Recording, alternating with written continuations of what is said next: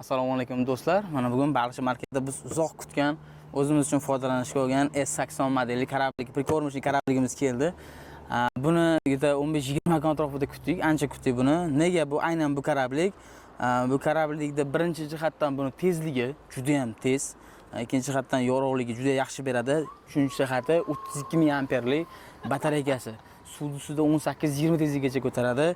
Prikormishli bagaji katta, bittada 1,5-2 kilo yuklayni bemalol olib ketadi. Hozir bitta tushirib, buni tezligini sizlarga bitta ko'rsataman. Buni bitta ko'rasizlar. Hop, birinchi tochkamiz o'rtada. Qani, ketdik.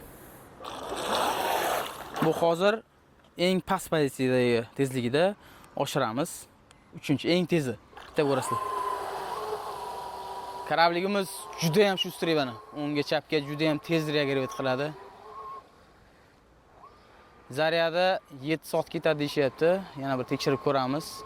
Tezligiga e'tibor berasizlar. Bu joyda buni kalibrovka qilish shart emas ekan, o'zi joyini belgilab ketaverar ekan. Damoyni belgilashsa bo'ldi ekan. Hozir biz asobiy tochkani bir o'zimizdan 3000 metr narida belgilaganmiz. Hozir bizdan 86 metr uzoqlikda turibdi.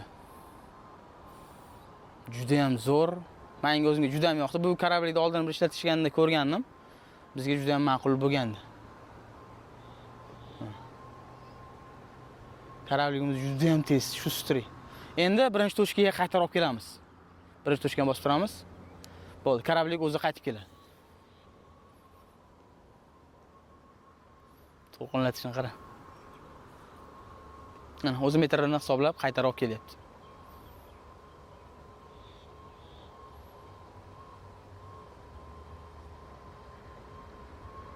Bu ancha baliqovda vaqtni ham ekonom qiladi. Lekin bitta joy yemlash uchun oldingi arzonroq prikormishli karablar sekinroq yuradi.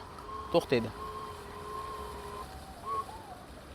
Joy-joyiga sputnik bilan bittaga bitta ishlaydi. Pul signal berdi, keldim. Endi yaqinimizga olib kelaveramiz. Dальностьda 500 metrgacha bemalol borib yemlab qaytib kelaveradi. 5 ta punkti bor. O'zini har bitta vodiumlarga borganda o'zini alohida-alohidadan 6 tadan tochkada joylarni belgilab prikormet qilsalar bo'ladi. Kimga kerak bo'lsa aloqaga chiqaverasizlar.